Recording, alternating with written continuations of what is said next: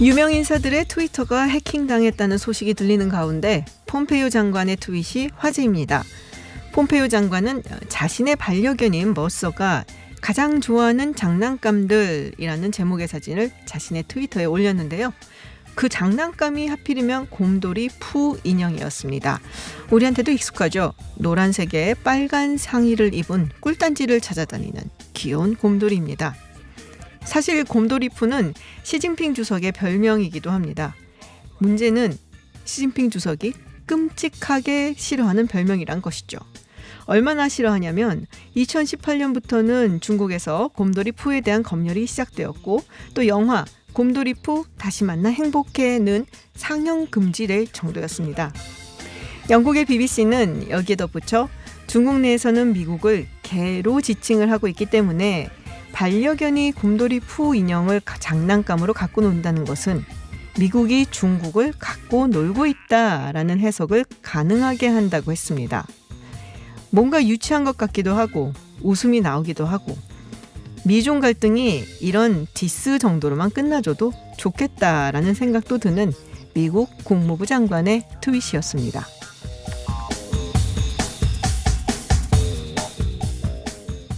고 박원순 서울시장의 사망사건과 성추행 의혹이 큰 파장을 불러오고 있습니다. 정의당에서도 박 시장의 사망 이후 적지 않은 진통을 겪고 있는데요. 21대 초선 의원 2명이 박 시장의 조문을 거부한 것을 두고 큰 논쟁이 벌어졌고 또 이후 심상정 대표가 공개 사과에 나섰지만 논란은 더욱 커진 상황입니다. 박 시장의 조문을 거부했던 초선 의원 2명 중 한 분이죠. 정의당의 장혜영 의원이 지금 스튜디오에 나와 계십니다. 이번 사안에 대한 입장 그리고 이번에 대표 발의한 차별금지법에 대한 이야기까지도 나눠보도록 하겠습니다. 어서 오세요. 안녕하세요. 네, 유튜브 TBS FM 들어오시면 보이는 라디오로도 함께 하실 수 있습니다. 굉장히 젊으세요. 젊은 의원으로는 알고 있는데 또 굉장히 정말 풋풋한 젊은 초선 의원이구나라는 생각이 들었는데요. 네, 일단 박 시장 조문을 거부한 이후에 정의당에 탈당 러시가 있다라는 뉴스들이 언론에 전해지고 있습니다. 정말로 그런지 얼마나 심각한지. 근데 또 그런 얘기도 있어요. 탈당 러시에 2가지 이유의 러시가 있다라는 말도 있습니다. 좀 상황 좀 전해주시죠. 네, 일단 말씀하신 것처럼 안타깝게도 네. 최근에 탈당을 하시는 이제 당원님들의 소식이 네네. 계속 이어지고 있기는 한 상황입니다. 근데 또 한편으로는 이번 어떤 저와 류호정 의원의 입장 표명을 계기로 입당을 하시는 분들도 또 계시고 아무튼 전반적으로 좀 저희 당이 어떤 변화의 시기를 맞이하고 있는 것 같다는 생각을 합니다. 그렇군요. 사실 이제 그런 SNS를 남기셨어요. 의원님이 고인이 우리 사회에 남긴 족적이 아무리 크고 의미 있는 것이었다 해도 아직 우리가 알아야 할 것들이 있다. 이 이야기의 끝이 공소권 없음과 서울특별시 이름으로 치러지는 전례 없는 장례식이 되는 것에 당혹감을 느낀다라는 글을 올리셨습니다. 이런 메시지를 올려야겠다라고 결정적으로 생각하게 된 계기가 있을까요? 일단 저는 이 죽음이 우리가 마주하고 있는 이 상황이 어떤 상황인지에 대해서 좀 정확하게 보고 싶다는 생각을 했었어요. 어쨌든 우리가 알고 있는 굉장히 우리 사회에 큰 족적을 남긴 정치인이기는 하지만 고인께서 그 고인에 대한 어떤 위력에 의한 성추행에 대한 고소가 제기된 상황이었고 그 고소가 제기되자마자 저희가 사망 소식을 접하지 않았습니까? 네네. 근데 저는 그 사망 소식을 접하면서 제일 먼저 피해자 분이 이 사실을 어떻게 느끼고 계실지가 더럽 많이 걱정이 되더라고요. 게다가 곧이어서 바로 이 사망에 대한 굉장히 큰 애도의 물결이 있었고 네. 그와 동시에 이 피해자에 대한 2차 가해도 이미 시작되고 있는 상황이었기 때문에 저는 그 순간에 조금 더 명확하게 어떤 피해자와의 연대의 의사를 밝히는 것이 중요한 일이라고 판단을 했었습니다. 그렇군요. 그래서 유호정 의원 이제 2분이 조문을 네. 하지 않겠다라고 공개적으로 이야기를 했어요. 그리고 거기에 대해서 심상정 대표가 사과를 했습니다. 네. 어떻게 된 건가요? 좀 당황스러웠다고 하셨던 걸로 제가 기억을 하는데. 예, 그렇죠. 저희가 조문을 하지 않은 네네. 것에 대해서 사과를 하셨다기보다는 어쨌든 제가 알고 있었던 것은 저와 혹은 류호정 의원이 가지고 있었던 어떤 이번 사안에 대한 행보나 메시지에 대해서 그 자체로 가지고 있는 의미를 분명 심 대표께서는 존중하고 계셨거든요. 근데 이제 의총에서 그런 메시지가 나가서 굉장히 당황했죠. 제가 알고 있는 것과는 네. 다른 스탠스의 메시지였기 때문에 그래서 그 이후에 직접 찾아뵙고 어떤 네. 의중에서 그렇게 말씀하셨는지를 여쭤봤는데 그러한 어떤 저나 류 의원에 대한 존중의 어떤 의사가 달라졌다거나 이제 그런 게 아니라고 하는 건 확인을 좀 할 수가 있었어요. 그렇다고 한다면 이제 저희 지금 당 차원에서 굉장히 중요한 것은 지금 피해자와 어떻게 정확하게 연대할 것인가 그런 일관된 메시지를 내는 거라는 생각을 하고 있습니다. 그렇군요. 근데 네. 정의당 입장에서 사실 좀 당혹스러울 수도 있겠다라는 그런 이야기들이 많은 게 사실 뭐 시민단체라든지 특히나 박원순 전 서울시장과는 좀 특별하고 또 막역한 관계이기도 했고요. 심상정 대표가. 그리고 관계가 좀 많았잖아요. 네. 워낙에. 근데 또 정의당은 여성 인권에 대해서 굉장히 또 기치를 들고 나가는 정당이기도 하고 또 페미니즘을 또 전격적으로 내세우는 정당이기도 해서 두 가지 가치가 어떻게 보면 상충된다고 볼 수 있는데 그런 상황에서 어떤 메시지를 내는 것이 옳을 것이냐. 그러니까 탈당 러시가 있다고 하니까 예전에 사실 조국 전 법무부 장관 때도 생각이 났긴 했거든요. 네, 그래서 탈당 러시가 있으면은 그러면은 탈당을 하지 못하게 당원들을 붙잡기 위해서 그러면은 사과를 한 것이 아니냐 얘기가 그래서 많이 나왔던 거고요. 네, 저는 일단은 저희 소중한 당원님들의 네. 존재에 대해서는 너무나 귀한 것이고 그런 만큼 이 탈당이 이어지는 상황이 굉장히 아프게 다가오기는 하는데요. 근데 정확하게 저나 류 의원이 가지고 있는 이번에 어떤 피해자에 대한 연대의 중점을 두고 메시지를 냈던 것과 어떠한 지금까지 우리 사회에서 이제 고 박원순 서울시장님과 함께 어떤 관계와 활동을 나누었었던 분들의 추모가 상충하는 것이라고 생각하지는 않습니다. 다만 저와 류호정 의원이 다른 행보를 보였던 것이죠. 그렇군요. 피해자와 연대를 한다라는 말씀을 하셨잖아요. 그래서 사실은 지금 아까도 잠시 말씀을 하셨는데 2차 가해가 굉장히 많거든요. 네. 그리고 모든 정당에서 정의당도 마찬가지고 2차 가해는 멈춰져야 된다라고 이야기를 하는데 솔직히 말하면 한 발짝 더 나갈 수도 있거든요. 누가 이런 2차 가해를 했는데 그것에 대해서 비판한다. 뭐 이런 성명이라든지 뭐 그런 이야기라든지. 근데 그거는 사실 없어요. 그래서 약간 좀 뭉뚱그려서 2차 가해는 없어져 하지만 안 된다라고만 좀 내기 쉬운 성명 아닌가. 조금 더 구체적으로 비판적인 성명을 낼 수도 있지 않을까 해서 약간 아쉬움을 가지고 있는 사람들도 있거든요. 저 같은 경우도 사실 그렇고요. 어떤 종류의 2차 가해에 대해서 지금 나오고 구체적으로 있는 언론에 나오고 있는 2차 가해 뭐 사례들이 굉장히 많잖아요.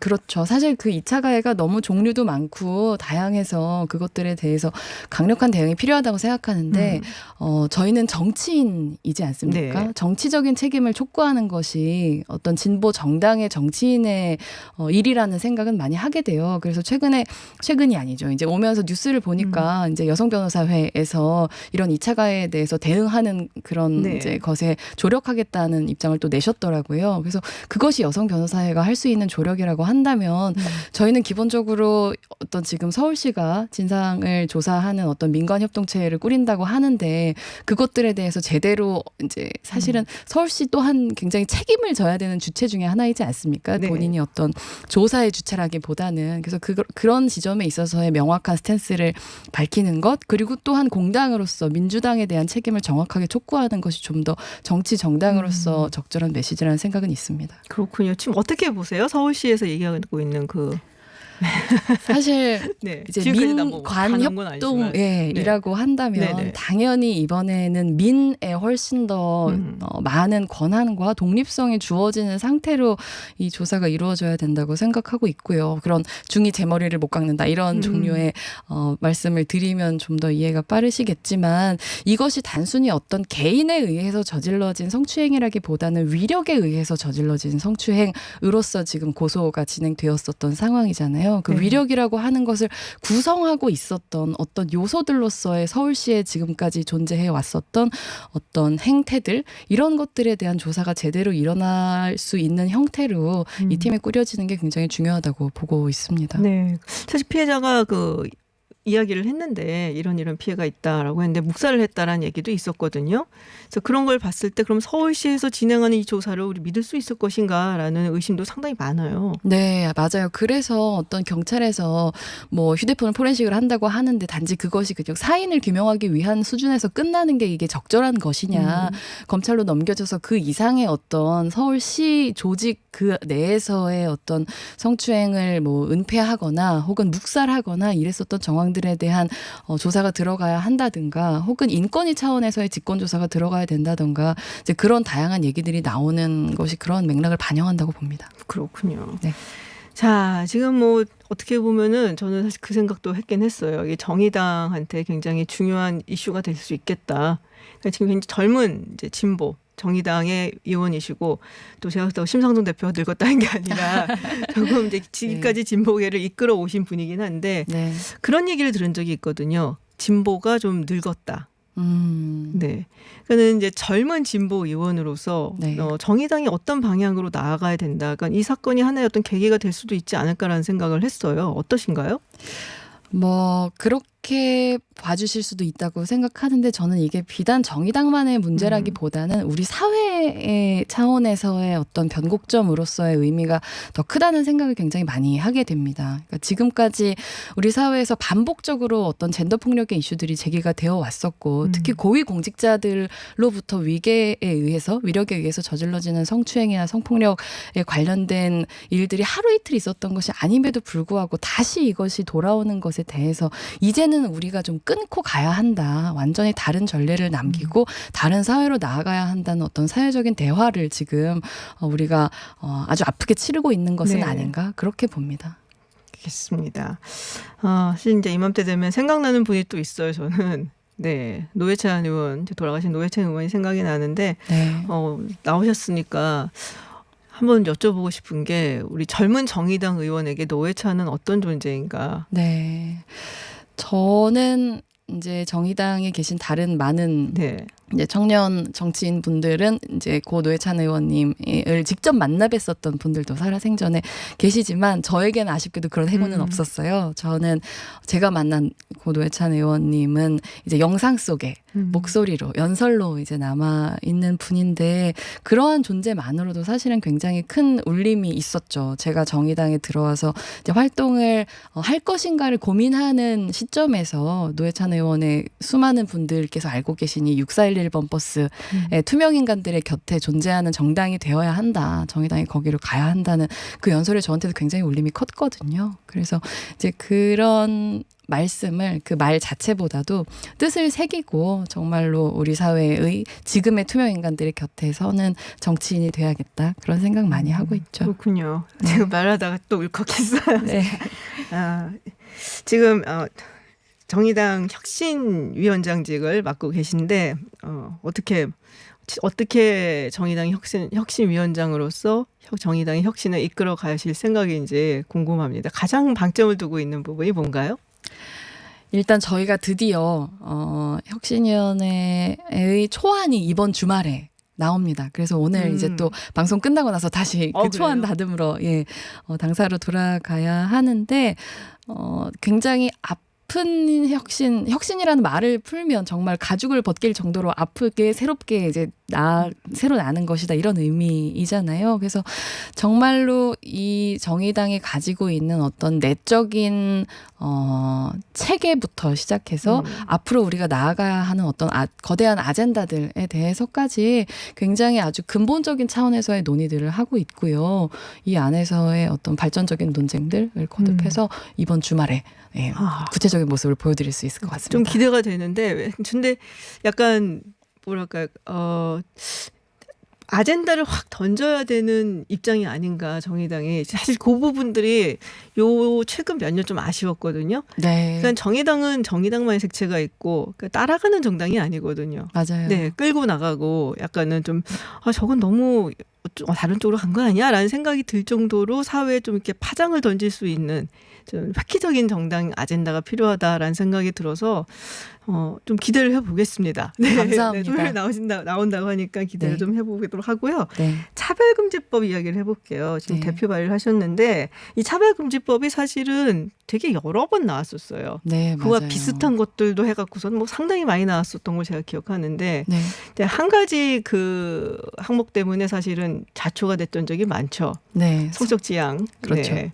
그래서 요번에 이제 차별금지법 낸데 하여튼 조금 설명을 해주시죠. 네. 일단 포괄적 차별금지법 이번에 이제 제가 대표 발의를 하게 네. 되었고 구체적으로 말 그대로 정말 포괄적으로 차별을 금지하는 법인데요. 네. 23가지의 어떤 차별금지 사유라고 하는 것이 있습니다. 뭐 성별이나 장애나 학력이나 혹은 인종이나 피부색 그리고 성적 지향 이러한 것들을 사유로 해서 4가지의 아주 생활에 있어서의 필수적인 영역 뭐 고용이라든가 교육이라든가 아니면 교통이나 금융 같은 아주 기본적인 사회적인 서비스들 용역들 그리고 참정권이나 뭐 재판 이런 행정 서비스들의 영역에 있어서 합리적인 이유 없이 차별을 할 경우에는 이 법이 금지하는 차별에 해당이 되는 것이고 이 법은 그러한 경우에 국가인권위원회가 그 차별을 시정을 권고하고 그 권고가 이행되지 않을 경우에는 시정을 명령할 수 있는 이제 그런 내용을 담고 있는 법안입니다. 그렇군요. 근데 네. 결국 제가 아까도 잠시 말씀드렸지만 하나 때문에 안 되잖아요. 항상. 네. 근데 사실 성적 지향이라고 하는 사유는 이미 우리 법 체계 안에 있는 사유거든요. 그러니까 국가인권위원회법 안에는 이미 그 평등권을 침해하는 차별이라고 하는 규정 안에 성적 지향에 의한 차별이라는 사유가 포함이 되어 있어요. 근데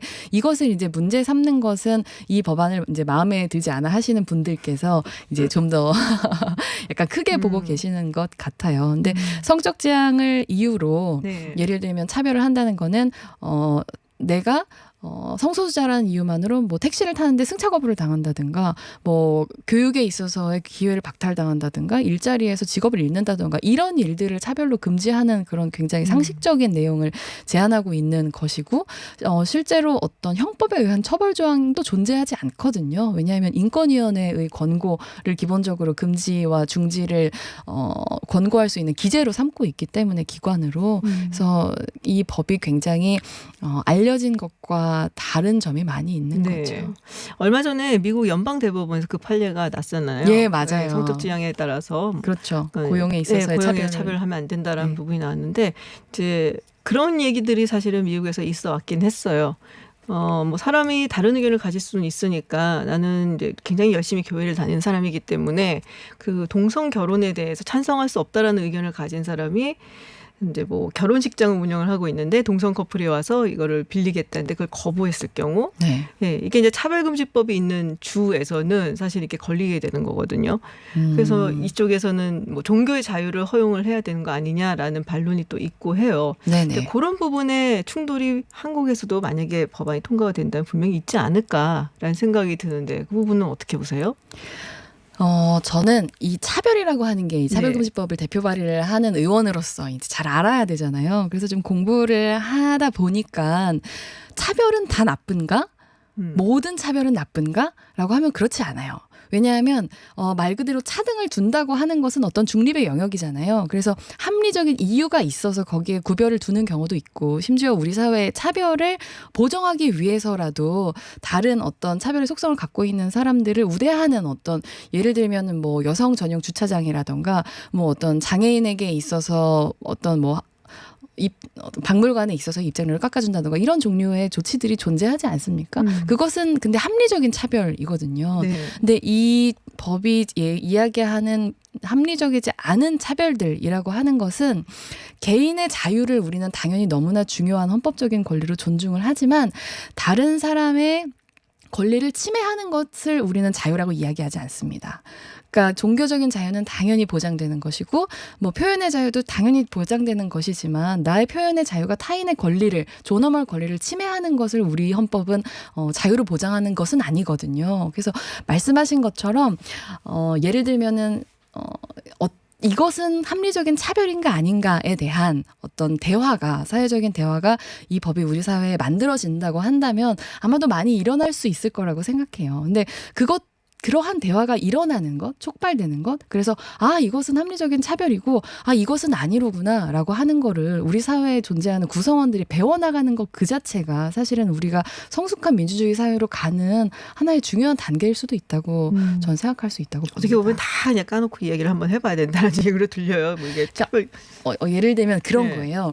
그러니까 이 어떤 차별의 사유가 존재하는데 내가 제공하는 서비스가 모든 사람을 대상으로 하는 서비스 있잖아요. 그런 예를 들면 슈퍼마켓에 가가지고 네네. 물건을 판다고 하는 거는 그냥 누가 와서 사든지 새우깡을 한 봉지 산다면 그 새우깡을 내가 어떤 사람들한테만 팔아야지라고 생각하고 파는 건 아니잖아요.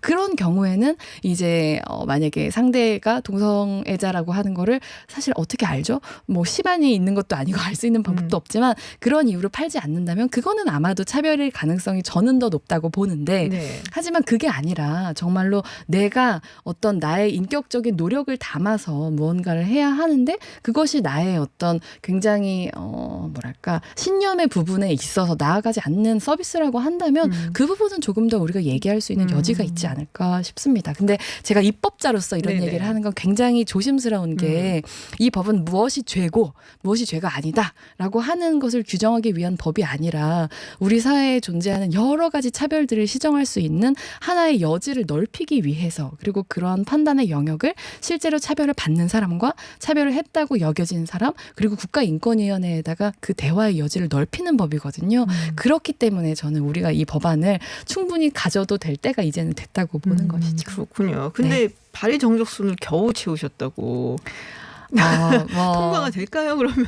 근데 저는 4년 동안 네. 10명도 못 모았던 20대 국회에 비하면 네네. 한 달 만에 10명을 모은 21대 국회는 조금 긍정적으로 봐주셨으면 좋겠다는 생각이 있고요.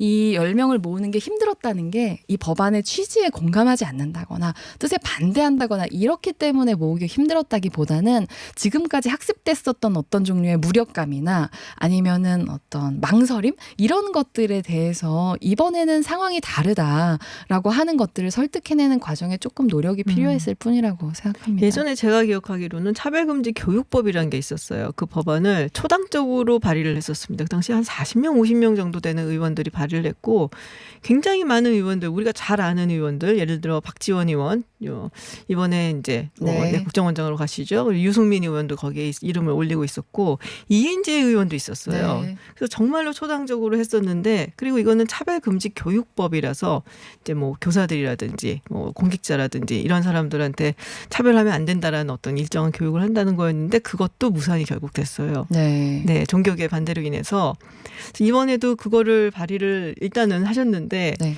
상당히 난관이 있지 않을까라는 생각들 많이들 할 것 같은데요. 어떻습니까? 당내 분위기는. 그것이 이번에는 조금 다른 것 같다고 그래요? 네, 여겨지는 차원이 일단 코로나가 우리 사회의 구성원들에게 시민들에게 준 굉장히 큰 느낌이 있는 것 같아요. 우리의 존엄이 서로 연결되어 있다라고 하는 것 그리고 나도 언제든 상황에 따라서 차별의 대상이 될 수 있다라고 하는 경험을 아주 압축적으로 집단적인 경험을 하고 나서 지난달에 국가인권위원회 조사를 보면 이러한 이제 차별을 금지하는 법안이 필요하다라고 하는데 찬성 의견이 88.5%가 나왔거든요. 국민의 10명 중에 9명이 이 법안에 찬성을 하는 그런 여론이 이미 형성이 되어 있는 것이고 물론 여전히 조직적인 소수의 분들께서 열성적으로 이 법안의 제정에 있어서 반대를 하고 계시긴 하지만 당장 교계만 하더라도 훨씬 더 이 법안이 이제는 정말 필요하다. 우리가 넘어야 하는 산이다라고 하는 목소리들을 계속 내주고 계세요. 개신교의 여러 종파에서도 네. 함께 목소리 내시고 카톨릭도 불교에서도 함께 목소리 내주고 계시기 때문에 이번에는 할 수 있을 거라는 생각이 들고 하다못해 미래통합당에서도 뭐 성적 지향을 뺀이라고 하는 명확한 한계를 네네. 가진 목소리기는 했지만 이 법안을 제정해야 된다는 얘기를 했고 또 이제 더불어민주당의 이상민 의원도 100명 공동 발의 의원 모아가지고 하겠다 이런 말씀하시고 계시기 때문에 전 그래도 21대 국회는 그 이전의 국회와 다르다는 걸 좀 보여드릴 수 있지 않을까 싶어요. 그렇군요. 자, 마지막으로 앞으로 21대 국회에서 어떤 모습을 보여주고 싶으신지 좀 짤막하게 소감이 아니죠. 네, 뭐라고 해야 될까 이거를 네, 짤막하게 한 말씀. 각오랄지. 각오 좋네요. 예, 저는 우리가 지금 살고 있는 시대가 그냥 만들어진 게 아니라는 걸 늘 생각하게 돼요. 이전에 우리에게는 지금 당연하게 권리로 누리게 되는 것들이지만 그 이전 시대의 사람들이 기득권과 혹은 시대와 불화하면서 투쟁했기 때문에 얻어낸 굉장히 소중한 권리들을 지금 우리가 누리고 있는 만큼 지금 우리가 이 시대적인 사명을 가지고 싸워야 되는 어떠한 종류의 존엄, 평등 이런 가치들이 있다고 생각하고요. 그러한 싸움에 있어서 가장 앞에서 용기 있게 나서는 이제 그런 모습들 보여드리고 싶다고 생각합니다. 네, 말씀 잘 들었습니다. 네, 오늘 정말 젊은 의원 만나서 기분도 좋고요. 네, 많은 그 활약을 제가 21대 국회에서 기대를 좀 해보도록 하겠습니다. 오늘 말씀 고맙습니다. 감사합니다. 네, 지금까지 장혜영 정의당 의원과 이야기 나눴습니다. 해외 뉴스 알아보는 서울타임즈 시간입니다. 전주현 캐스터와 함께합니다. 어서 오세요. 네, 안녕하세요. 예, 반갑습니다. 네, 돌아왔습니다. 네. 유튜브 TBS FM 들어오시면 보이는 라디오로도 함께하실 수 있습니다. 자, 제가 아까 픽에서도 잠시 언급을 했는데 네. 지금 뭐 유명 인사들의 트위터 네. 계정이 다 해킹을 당했다는 소식이 지금 들어와 있습니다. 정말 어마어마한 그러니까요. 거물급들이에요. 오우. 오바마 전 미국 대통령, 지금 조 바이든 민주당 대선 후보도 네. 있고요. 빌 게이츠 마이크로소프트 창업자, 일론 머스크 테슬라 최고 경영자, 제프 베이조스 아마존 CEO, 뭐 마이클 블룸버그 전 뉴욕시장, 뭐 유명한 래퍼죠. 카니에 웨스트, 뭐 정말 유명한 사람이 다 들어가 있습니다. 지금 뭐 대통령 선거 후보가 2명이나 있네요. 네, 그죠. 네. 네, 15일 오후에 이제 해킹 사건이 발생을 했는데 네. 피해자들의 트위터 계정에 나에게 비트코인을 보내면 2배로 돌려주겠다 이런 글이 게재됐다가 갑자기 사라졌습니다. 어머. 그래서 바이든 전 부통령 계정에는 특히 내가 공동체에 환원을 하려고 한다. 아래 주소로 비트코인 $1,000를 보내면 $2,000를 돌려주겠다. 단 앞으로 30분 동안 뭐 이런 뭐 좀 괴상한 네. 트위터가 올라온 거예요. 그래서 지금 이 유명한 분들은 팔로워가 많기 때문에 그렇죠. 이게 정말 삽시간에 지금 아주 많이 확산이 됐습니다. 그래서 공동체에 환원하겠다라고 방금 소개해드린 문구가 4시간 동안 3,300여 회에 걸쳐서 게시가 된 것으로 알려졌고요. 실제 해커들이 올린 비트코인 주소로 12비트코인 11만 달러 상당, 우리 돈으로 1억 3천만 원 정도가 전송이 됐다라고 일단 외신들이 분석을 하고 있습니다. 그러니까 어마어마한 그런 금액이죠. 네. 그래서 트위터가 일단 초기 조사를 해봤어요. 그랬더니 이번 해킹과 관련해서 내부의 시스템에 접근할 수 있는 직원을 이제 해커들이 겨냥을 해서 해킹에 성공한 것으로 일단 보인다라고 얘기를 했고요. 보안 전문가들의 입장도 이 정도 규모의 동시다발적 해킹이라면 해커가 트위터의 관리자 계정 자체를 해킹한 것 같다 이런 얘기를 해놨습니다. 그래서 지금 트위터 측은 해당 트윗을 다 신속하게 삭제를 했고요. 이 피해를 입은 모든 계정을 비활성화시켰고 이용자들에게는 비밀번호를 재설정해달라 이걸 촉구를 네, 했습니다. 이용자들이라면 이제 오바마, 네. 바이든 뭐 이런 사람들. 네. 근데 지금 그럼 누가 했을까? 이게 네. 궁금하잖아요. 아직 밝혀지진 않았어요. 근데 과거에 이제 이런 이제 해킹 사건이 있으면 경제 제재 등으로 달러가 급한 국가들일 경우가 좀 종종 있었는데 하필 또 비트코인. 네, 그렇습니다. 근데 이번에는 단순하게 그냥 비트코인 사기단의 소행으로 추정된다 이런 얘기도 나오는 게, 왜냐하면 뉴욕타임스가 그런 국가들이 해킹을 저질렀다면 돈만 빼내지는 않았을 거다라는 얘기죠. 그러니까 증시에 대한 충격이라던가 정치 혼란을 더 노리는 무슨 공작을 했을 거다 이렇게 보도를 했습니다. 그리고 이번 피해자가 유난히 민주당 의사잖아요. 지금 말씀드린 몇 러시아가 이런 얘기가 나오는 거죠, 그러니까. 그리고 반공화당 성향을 가진 기업인들에 집중됐다는 점도 이제 궁금증을 낳고 있긴 한데, 네. 그래서 대선을 앞두고 모종의 집단이 소셜 미디어의 보안상 허점을 테스트한 게 아닐까라고 AP통신이 전했습니다. 근데 이제 정말 트위터를 많이 쓰는 사람은 사실 트럼프 트럼프 대통령이잖아요. 대통령이잖아요. 근데 트럼프 대통령은 피해를 입지 않은 것으로 알려졌는데 그나마 다행이다 이런 얘기가 나오는 게, 지금 이 대통령의 트위터가 피해를 입었으면 글로벌 안보 상황에 심각한 영향을 주는 가짜 뉴스가 확산될 수 있는데 이러면 정말 심각한 일이 발생할 수 있다는 거고요. 그래서 왜 그러면 안 됐을까? 이 대통령의 트위터는 좀 다른 그 조치를 취한대요. 그래서 일반인과는 다르게 특별한 보안 장치가 작동된다고 방화벽 합니다. 같은 경우가 하나 더 있구나. 네네, 그렇습니다. 예전에 트위터에 있는 한 근무자가 이렇게 내부에서 이제 계정을 들여다보다가 들통이 난 일이 있었거든요. 그래서 네네. 그 이후에 이제 대통령의 트위터는 굉장히 중요하기 때문에 네. 아무튼 특별한 보안 장치를 더 가동하는 것으로 알려졌습니다. 그렇군요. 안 하면 되잖아요. 그렇게 많이 그러니까요. 쓰나 이도가. 네. 그 다음 이야기는 사실 이 미국 어떡하나요? 지금 뭐 파우치에 네. 지금, 소장이랑 지금 백악관이랑 계속 사이가 안 좋은 것 같은데. 그렇습니다. 나바로 네. 백악관 무역제조업 정책국장이 14일에 USA 투데이 기고문에 나와 소통한 모든 사안에서 파우치 소장이 잘못됐다라는 비난하는 글을 올렸습니다. 나바로가요? 네, 그렇습니다. 사망률이 줄고 있어서 경제 정상화에 문제가 없다. 이런 논리를 지금 펴고 있는데 파우치 소장은 그게 중요한 게 아니다라는 거죠. 지금 심각하다는 점을 계속 강조하고 있잖아요. 파우치 소장은. 그래서 나바로 국장이 여기에 반발하는 논리를 계속 펴고 있습니다.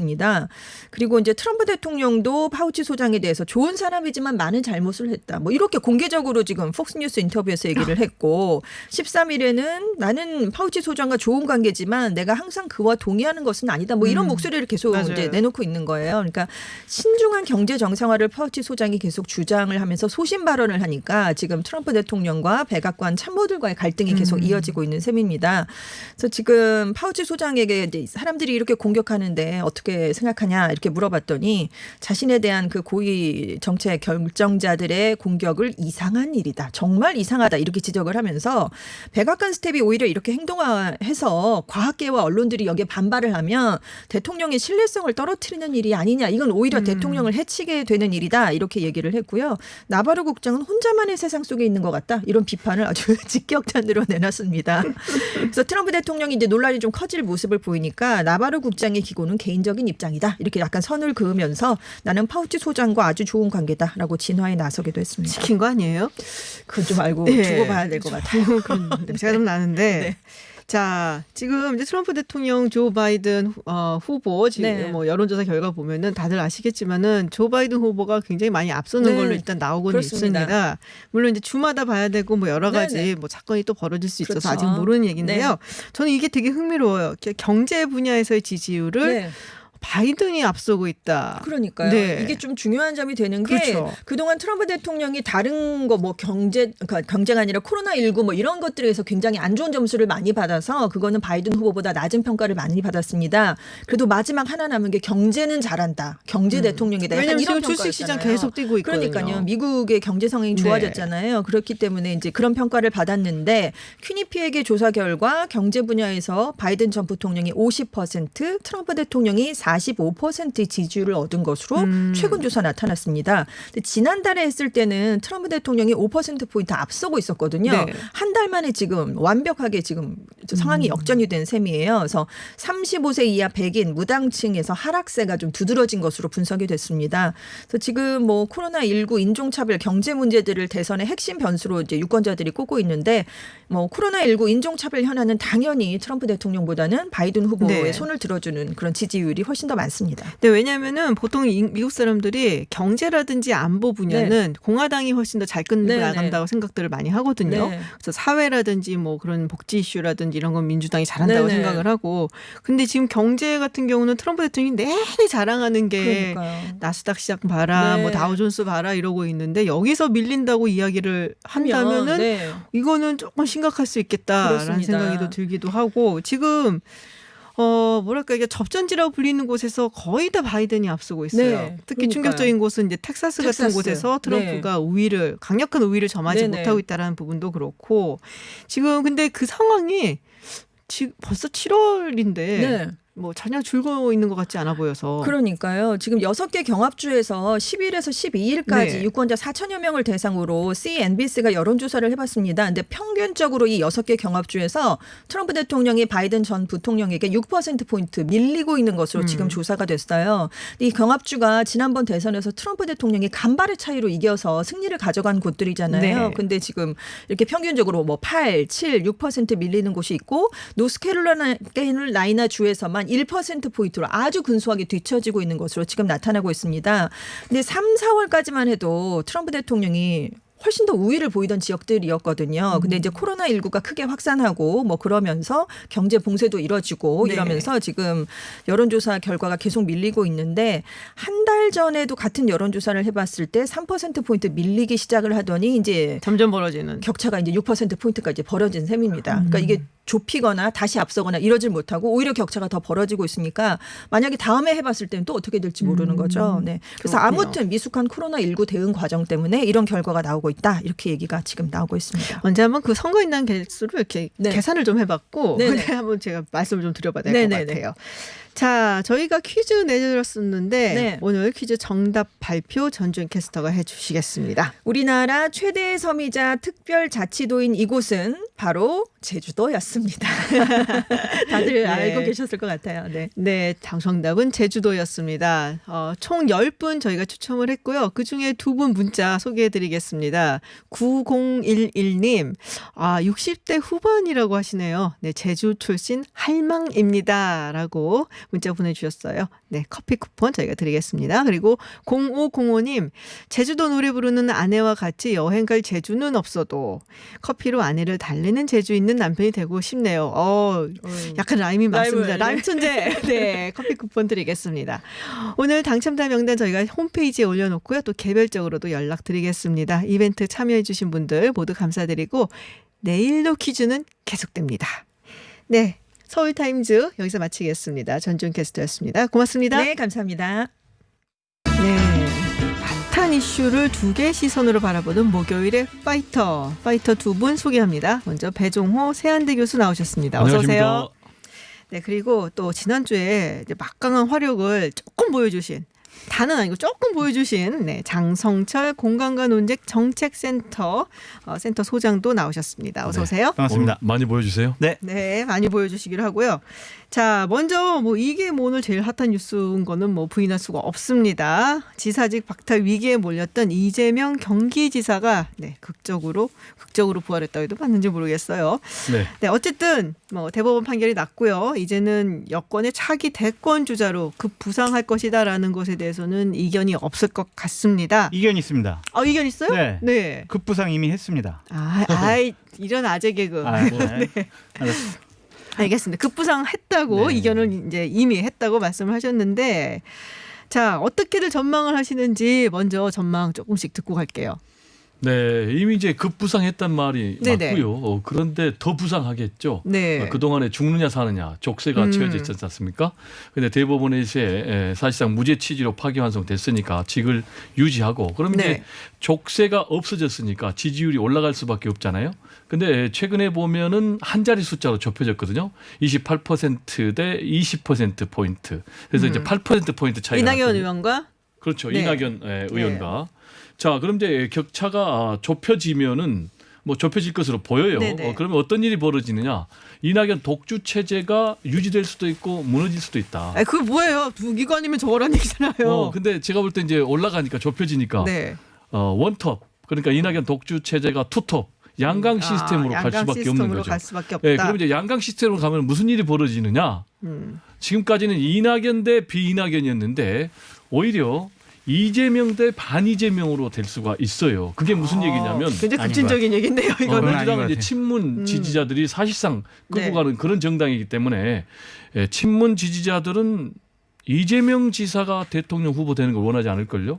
그래요? 네. 그러니까 오. 거기서 전체 왜일까? 네. 네. 판도가 크게 바뀔 수가 있다. 저는 이렇게 전망합니다. 왜일까는 제가 답변 드리겠습니다. 네네. 왜냐하면은 친문들은 이재명 지사가 과연 저 사람이 우리 편일까? 우리를 보호해 줄 수 있을까? 그런 의구심을 갖고 있어요. 그렇기 때문에 친문들은 아직 관망할 거라는 생각이 들고요.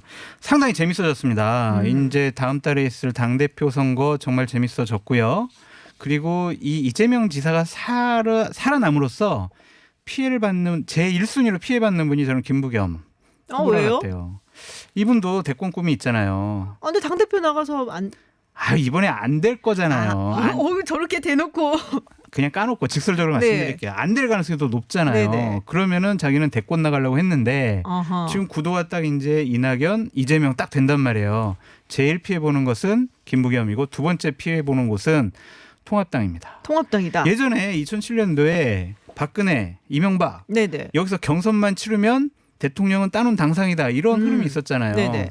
자칫 잘못하면 2007년도 재판이 나올 수 있다. 아하. 그렇게 보여집니다. 이낙연, 이재명, 그다음에 이제 그다음에 누군가가 후보가 된다면은 따놓은 당상이다라는 것이 이쪽에서 네. 벌어질 수가 있다. 아주 치열한 경선을 벌일 거 아니에요. 재밌게 아. 국민적인 관심을. 일부 맞고 일부 틀려요. 어떤 게 왜요? 틀려요? 다 맞다고 해주세요. 통합당이 상당히 어려워진 것은 맞는 것 같아요. 네. 왜냐하면 김종인 비대위원장은 자꾸 이낙연 후보를 계속 고집을 하다시피 단수 후보설을 계속 얘기를 했거든요. 근데 이제 판이 좀 복잡해지니까 준비하는데 상당히 어려움이 생긴 부분은 제가 동의를 하고, 그런데 김부겸 당권 네. 주자가 최대 피해자라는 말은 절대 동의할 수 없습니다. 오. 왜냐하면 김부겸 당권 주자 같은 경우는 사실상 대권 불출마 선언을 한 거나 다름없어요. 조건부 출마긴 하지만 떨어지면은 간다잖아요. 근데 떨어지면 나간다고 본인 얘기했어요. 아니 그런데 그거는 네. 사실상 불출마 선언이기 때문에 다시 아니라니까요. 탄력을 받을 수가 없어요. 그건 두고 보세요. 그러면 정치인 믿지 마세요. 누가 문제가 되느냐? 제가 볼 때는요. 결국은 제 말대로 친문 지지자들이 이낙연 대세론이 꺾이면 네. 다른 후보를 찾게 돼요. 그래서 제가 볼 때는 아, 친문 주자들이 다시 일어날 네. 수가 있어요. 예를 들면 김경수, 김두관 또는 정세균. 그런데 이 세 사람이 다 정세균 아니다. 총리가 친문이었다고 볼 네. 수가 있는 건가요? 김경수, 네. 김두관, 정세균 이 세 사람이 다 네네. 아니다. 아닌 것 같아요. 그러면은 누가 나오냐면 유시민 이사장이 소환될 수가 있어요. 야, 유시민 이사까지는 이름 나왔습니다 지금. 그냥 네. 다 불러요. 그래서 조국도 판이 나오고. 완전히 유동성이 아. 커졌기 때문에 네. 통합당이 상당히 고전할 것이다라는 부분 동의합니다. 통합당은 대회가 하여튼 어려워졌어요. 근데 네네. 두 가지 이름으로 나타날 것 같아요. 이 대권 구도로 봤을 때 이낙연, 이재명 너무 재밌어 하면서 관심 이끌어서 네네. 더 시너지 효과 날 수도 흥행이 있고, 있으니까 사실. 또 다른 측면으로 보면은요 서로 치열하게 싸울 거예요. 이번에 우리가 대선 후보 경선에서 이기면 다음번 대선은 무조건 우리가 당선될 수 있어. 유리한 구도야. 그렇기 때문에 나는 무조건 이재명을 꺾어야 돼. 아니면 무조건 이낙연 꺾어야 돼 하면서 지나친 네거티브. 야당에서 공격하는 것보다 훨씬 더 서로에게 화력을 집중할 수가 있어요. 생채기가 나죠. 그러면은 결국에는 여권의 분열로 나타납니다. 아. 그러면 어떤 현상까지 나타나냐면요. 아 그래 차라리 야당하지 말고 내가 너 대통령 되는 꼴은 죽어도 못 보겠다. 이런 얘기까지 나올 수가 있어요. 그러니까 이런 흐름으로 갈 것인지 아니면 시너지 효과가 나올 것인지 이걸 두고 봐야 될 것 같습니다. 당내 싸움이 더 격하다라는 얘기를 저도 사실은 들은 바가 있어갖고 이게 이제 앞으로 어떤 식으로 구도가 될지 상당히 흥미롭다라는 것만을 흥미로워요. 제가 동의를 할 수 있을 것 같습니다. 딴 것도 동의해 주세요. 네. 다른 이야기를 저희가 또 해봐야 되겠고요. 자, 오늘 리얼미터에서 여론조사 결과 나왔습니다. 다들 보셨을 것 같은데요. 문재인 대통령 국정수행평가 부정평가가 긍정평가를 앞섰어요. 상당히 앞섰고 사실은 오차 범위 밖으로 앞섰습니다. 그리고 민주당 지지율과 통합당 지지율은 또 격차가 좁혀졌어요. 이게 뭐 한 4% 정도 포인트 정도 되는데 이건 또 오차 범위 내란 말이에요. 자, 이거에 대해서 이야기를 좀 해보도록 하겠습니다. 어떤 게 가장 큰 여파였을까? 네, 먼저 좀 부동산이죠. 부동산이 가장 컸고요. 그동안 쌓여왔던 윤미향 사건, 네. 조국 사건, 그리고 결국에는 박원순 전 시장님 그 사건에서 보여준 이 집권 세력의 이런 정체성과 가치관이 자신들이 여태까지 주장해왔던 공정과 정의라는 그런 단어를 근본적으로 부정하는 행동들을 했어요. 그렇기 때문에 국민들이 과연 이게 맞는 것이냐라고 회의를 느끼는 것 같습니다. 하락 추세로 앞으로도 계속 갈 수밖에 없다. 왜냐하면 이러한 가치 문제에 더해서 경제 문제, 부동산 문제까지 건드렸거든요. 고 노무현 대통령 시절에요. 지지율이 갑작스럽게 하락한 터닝 포인트는 부동산 문제였어요. 부동산 폭등. 네. 그거에 재판이 나타나고 있다 말씀드립니다. 제가 잠깐 TBS 의뢰로 리얼미터가 조사한 여론조사 결과입니다. 이걸 꼭 얘기하라고 얘기를 해갖고요. 네, 부동산 때문이다라고 말씀하셨어요. 부동산 때문이다라는 것은 아니죠. 왜냐하면은 이번에 아주 급락을 했거든요. 상당히 많이 특히 떨어졌죠. 이제 30대 그리고 네네. 여성에서 급락을 했어요. 네. 무려 30대에서는 14%포인트나 급락을 했거든요. 이건 이제 부동산 여파는 아니고 결국 이제 박원순 전 서울시장 사건 때문에 급락을 한 거예요. 그러다 보니까 전체적으로 여성 그리고 20대 30대에서 급락을 했고 쭉 이런 흐름들이 하락세를 이어온 것은 맞아요. 그럼 이제 하락세를 이어온 것은 남북 문제 그리고 부동산 그리고 윤미향 이런 등등 그리고 이제 박원순 전 서울시장 사건 때문에 급락을 이어왔는데 그러다 보니까 문재인 대통령 지지율이 한때 70%가 넘었는데 지금 네. 거꾸로 역전이 됐어요. 긍정평가보다는 부정평가가 더 많고 그리고 통합당과 민주당의 격차가 지금 통합당이 출범한 지 처음으로 가장 좁은 격차가 됐단 그렇죠. 말이에요. 한 4%포인트. 그럼 이제 이런 흐름이 더 심화될 것이냐 계속될 것이냐 저는 아니다고 봅니다. 충분히 반전할 수 있다. 왜냐하면 기본적으로 통합당이 변화한 게 없잖아요. 계속해서 원구성하는데 발목만 잡고 있고 아직까지 국회 부의장도 안 하고 18개 상임위 다 가져가라. 이건 뭐 견제와 균형을 얘기하는 것이 아니고 아예 그냥 뭐 들어 눕겠다는 건데 이런 부분에 대해서 정말 이제는 또 대한정당으로 책임지는 정당으로 일하는 정당으로 그런 모습을 네. 기대하는 총선의 민의학은 어긋난 것이기 때문에 네네. 민주당이 여기서 정신 바짝 차리고 제대로 하면은 오히려 이 성 문제에 대해서 특히 성인지 감수성에 대해서 국민의 눈높이에 맞게끔 네. 행동을 하고 책임지는 속고되지 않은 그런 자세를 보이면 오히려 예방주사 미리 맞기 때문에 앞으로 내년 4월에 있을 재보궐선거에도 오히려 플러스 효과가 나올 수도 있다. 장기적으로. 네, 이게 이런 전망을 사실 제가 해봅니다. 떨어질지 아니면은 반등의 기회가 있을까요라고 다음 질문을 준비했는데 미리 말씀을 해주셨고요.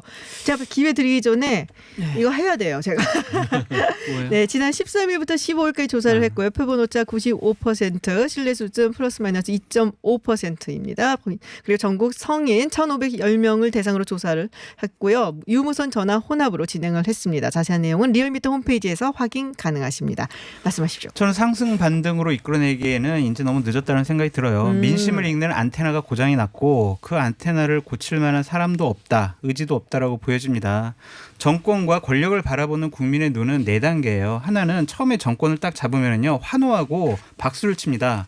절대적으로 이렇게 응원을 하죠. 그래서 90% 지지율 나와요. 그 집단의 권력을 행사하기 시작을 하면 두려워합니다. 저게 과연 나에게 어떤 피해가 올까? 저게 어떤 파장이 올까? 하면서 두려워하는데 그 권력을 행사하는 데 있어서 많은 반대자가 나오잖아요. 그럼 비판을 합니다. 비판을 해도 이 집권 세력이 비판을 안 들으면요. 결국에는 조롱과 비아냥으로 가요. 저는 지금 단계가 비판의 단계를 넘어서 조롱과 비아냥의 단계로 갔다라는 생각이 들어요. 예를 들면 오늘 대통령께서 개원연설 했는데도 부동산 문제만큼 꼭 잡겠습니다라고 했는데 그거 4년 전에 했던 거 아니야? 이렇게 나오고 며칠 전에 뉴딜을 얘기했는데도 아니 왜 이렇게 빚만 내가지고 뭐 하려고 그래? 또 산불 감시원 일자리 창출하려고 그래?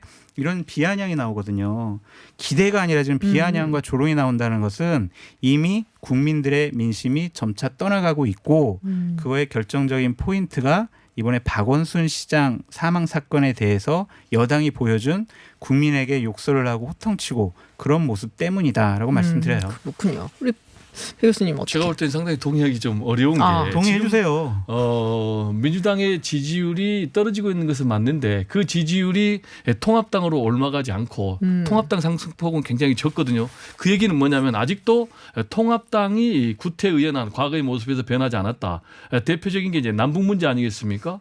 여전히 지금 통합당은 냉전 이데올로기를 그대로 고수하고 있어요. 그래서 심지어는 비핵화보다는 핵무장을 얘기하는데 핵무장은 전혀 현실성이 없는 얘기거든요. 그리고 이제 부동산 문제에 대해서도 지금 민주당은 정반대예요. 오히려 보유세를 강화하는 부분에 대해서 반대하고 규제를 강화하는 것도 반대하고 이런 네. 부분이거든요. 그런데 중요한 것이 우리 사회의 우리 시대의 양극화 문제를 해소해야 되는데 여전히 지금 통합당 같은 경우는 친재벌 정책 위주로 지금 무게중심이 가 있고 어떻게 하면은 이제 사회적 약자들 취약계층들을 보호할 것인가 이런 부분에 대해서 상당히 대책이 좀 부족하다고 보는 양극화 거죠. 문제 말씀하셨는데 지금 부동산 때문에 양극화됐다는 얘기 되게 많이 나오거든요. 그럼요. 네, 네네. 지금 30대가 지지율이 어떻게 보면 콘크리트 지지층인데 이렇게 많이 떨어진 게 집을 사야 되는 이제 지금 젊은층들 뭐 결혼을 했다든지 이런 사람들이 지금 부동산 정책에 뿔났다라는 이야기들을 많이 하고 있어요. 그런 부분에 대해서 어떻게 생각하세요? 부동산 정책에 뿔난 것은 뭐냐면 이 정부가 뭐 22번째 세제 금융 대책까지 하면은 그리고 이제 문재인 대통령께서도 국회 개원 연설에서 강력하게 앞으로 부동산 투기로 돈 버는 일이 없도록 하겠다라고 이제 의지를 벌 재천명을 사람 했지 다 않습니까? 벌었는데. 네. 그럼에도 불구하고 말씀하신 대로 시장 그리고 특히 네. 이제 젊은 층에서 냉담한 반응을 보이는 것은 뭐겠습니까? 결국은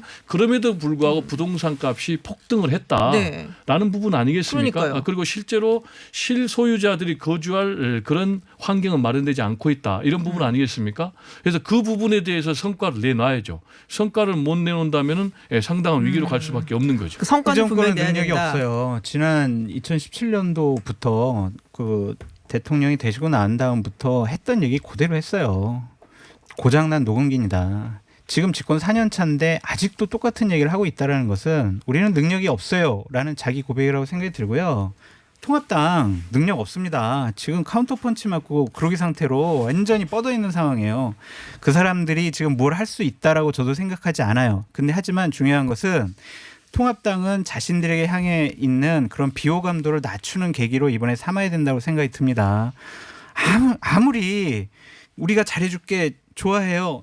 뭐 정말 열심히 할게요 해도 싫어하는 사람이 그런 얘기를 하면은 비호감도 듣지를 굉장히 높은 않거든요. 거 아시죠? 높아요. 통합당. 그러니까 지금은 가만히 있으면서 자신들에게 향하는 그러한 공격의 화살을 지금 민주당이 맞도록 하고 본인들 실수하지 않으면서 호감도를 낮추는, 그러니까 득점을 하거나 호감도를 높이는 게 아니라 비호감도를 낮추는 그러한 역할을 해야 된다. 그러니까 아무것도 안 하는 게 낫다는 얘기도 나오거든요. 차라리 가만히 있으라는 생각이 들어요. 아니, 근데 가만히 그러니까 작년에요. 있으면- 잠깐만요. 작년에 조국 사태 때 국민들이 많은 분들이 그러더라고요. 네. 제발 통합당 여기서 정말 실수만 하지 말아라. 이상한 볼 차지 말아라. 막 그런 얘기를 하더라고요. 그러면 지지해 줄 텐데. 근데 그때 과정 중에 많이 실수했잖아요. 국가대표 축구 장애투쟁만 선수인 줄 하고. 알았어요. 네. 네. 제가 볼 땐 반사이익만으로 한계가 있고요. 스스로 대한 정당이 돼야 돼요. 그리고 일하는 정당의 모습을 보여줘야 되고 그러려면 이제 당장 국회의 모습과 관련해서 18개 상임위 다 가져가라. 라고 하는 것이 과연 본인들이 주장하는 견제와 균형의 논리에 맞는지 지금 법사위원장 자리 달라고 하는 대표적인 논리가 견제와 균형의 논리 아니겠습니까? 네. 그러면 애초에 11대 7로 의석수로 비율해서 배분하겠다는 거 아니에요. 그런데 법사위원장 안 준다고 견제 균형 못 한다고 그러면 다 줘버렸어요. 그럼 이게 견제 균형에 맞는 논리인가? 어떻게 하실 거예요, 제가요 현재 국회에서 25년 있었습니다. 상임위원장 갖는다고 위원장 자리 갖는다고 견제와 균형 되지 않습니다. 상임위원회는요 간사들 중심 체제로 운영이 돼요.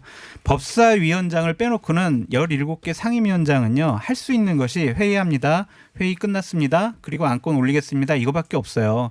간사들이 합의해온 거를 그대로 할 수밖에 없습니다. 근데 하지만 법사위원장은 본인이 안건을 나 이거 안건 안 할 거야. 너희들 간사들이 해와도 안 해. 라고 할 수 있는 권한들이 있는데 다른 상임위는 그런 게 없어요. 상임위원장을 갖는다고 견제와 균형 그거는 좀 어불성설이라는 생각이 저는 듭니다. 동의할 수 없는 게 지금 네. 법사위원회의 문제가 뭐냐면은 체계 잡고 심사권 가지고 아예 법안을 통과 못하게 발목 잡고 이런 부분이 문제에서 지금 개혁을 해야 되는데 아니 제가 법사위원장을 오히려 제외하고는 그랬잖아요. 법사위원장 법사위원장 제외하고 제외하고 다른 17개 논리가 상당히 상임위원장은 좀 이상한데 그런데 제가 볼 때는 오히려 법사위원장 고집하면 안 되고 상임위에서 얼마든지 견제할 수 있고요. 그리고 입법을 통해서 얼마든지 견제할 수 있고 대한정당 모습을 보여줄 수 있으니까 그렇게 보여주면 되고 지금 당장 박원순 전 서울시장 사태와 관련해서도 지금 통합당은 완전히 정쟁의 도구로만 삼고 있거든요. 이 미투 사태와 관련해서 제일 해서 안 되는 게 바로 이 사건을 네. 정쟁의 도구로 삼으면 안 되는 거예요. 오거돈 전 부산시장 네네. 잘못했죠. 그때도 피해자가 뭐라고 그랬습니까?